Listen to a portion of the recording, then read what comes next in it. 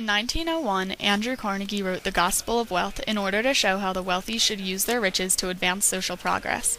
He believed that higher-class citizens should donate money to philanthropic works, meaning money should be donated to research foundations. Although Carnegie believed that higher-class citizens should focus their wealth on education, the demand for middle-class workers increased rapidly. The supply of these workers was provided by two areas: exhausted rural Americans and immigrants.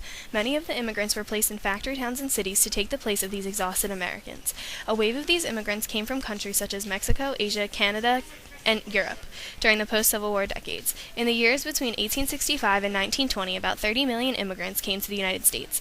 In the 1870s and 80s, another wave of immigrants came from Northern and Western Europe.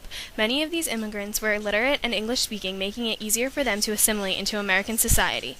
From the 1890s to the 1920s, there was an immigration shift, and these immigrants, known as new immigrants, who came from Southern and Eastern Europe, were mostly illiterate and not English-speaking, making it much more difficult for them to assimilate into society. This adjustment was a shock to many Americans because it robbed them of an independence they once enjoyed as workers.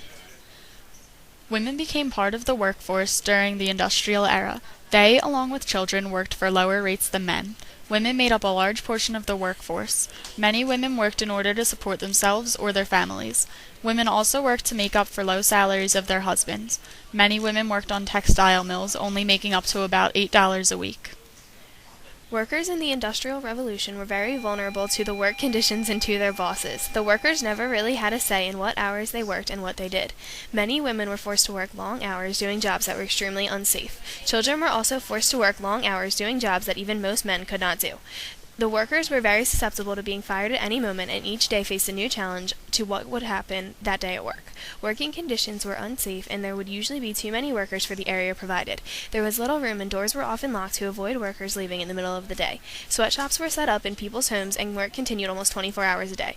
Workers had little chance of an argument with their boss because they knew better than to cross them and risk of losing their job. The workers were forced into long days with little pay and had no choice otherwise.